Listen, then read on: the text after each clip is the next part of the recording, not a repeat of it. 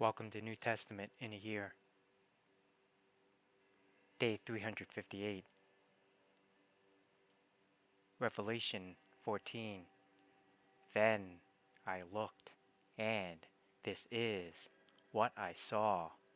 The Lamb stood firmly established on Mount Zion, and with him 144,000 who had his name and his Father's name inscribed on their foreheads, signifying God's own possession.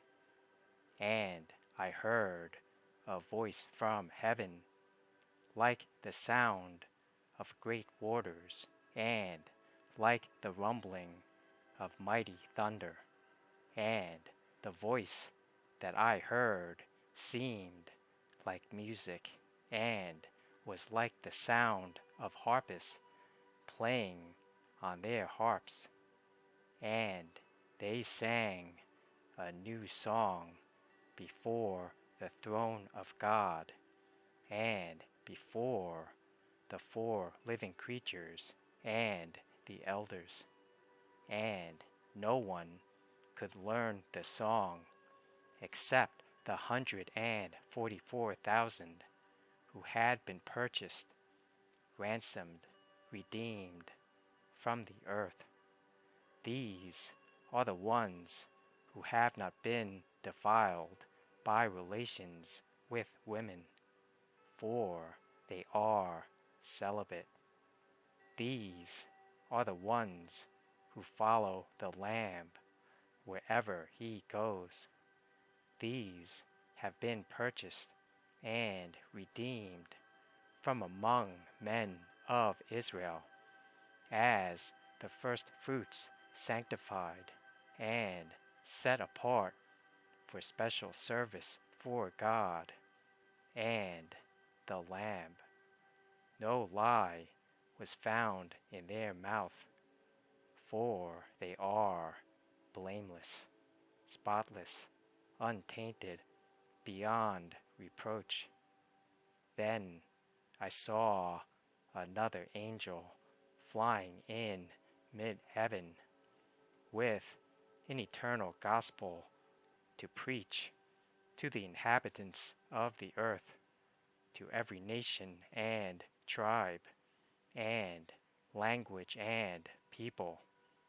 And he said with a loud voice, "Fear God with awe and reverence, and give him glory and honor and praise in worship, because the hour of his judgment has come.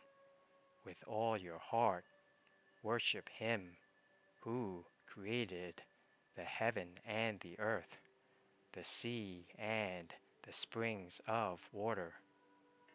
Then another angel, a second one, followed, saying, "Fallen, fallen is Babylon the Great, she who has made all nations drink the wine of the passion of her immorality, corrupting them with idolatry."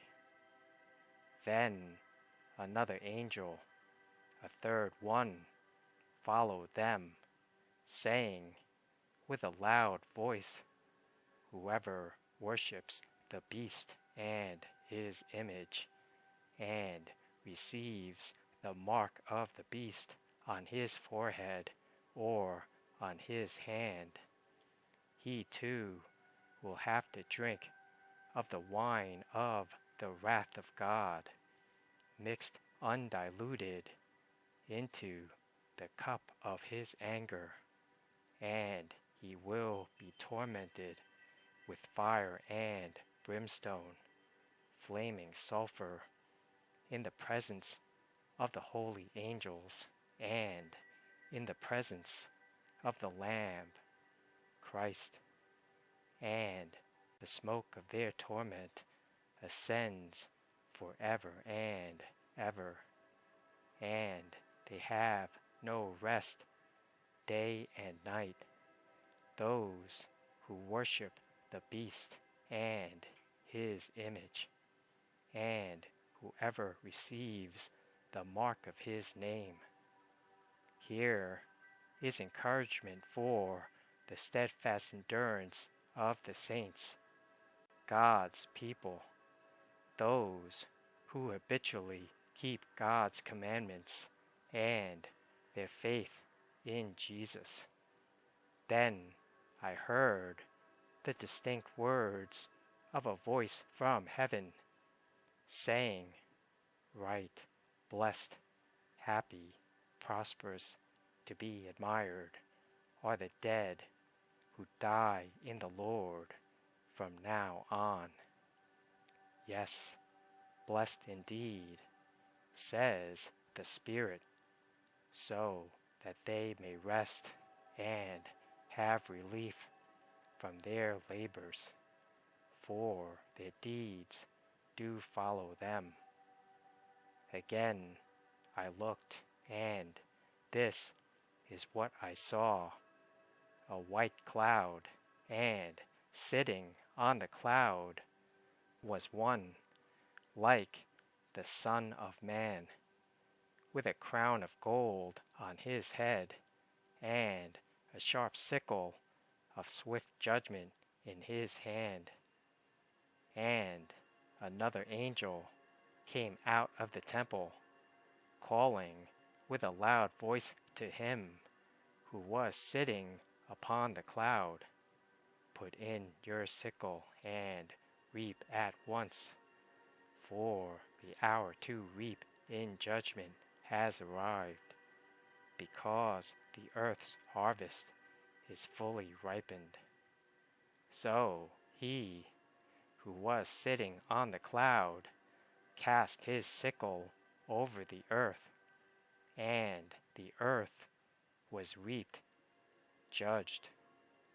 Then another angel came out of the temple sanctuary in heaven, and he also had a sharp sickle. And another angel came from the altar, the one who has power over fire, and he called with a loud voice to him who had the sharp sickle, saying, "Put in your sharp sickle and reap the clusters of grapes from the vine of the earth, because her grapes are ripe for judgment." So the angel swung his sickle to the earth and harvested the grapevine of the earth, and threw the grapes into the great winepress of the wrath and indignation of God, as judgment of the rebellious world.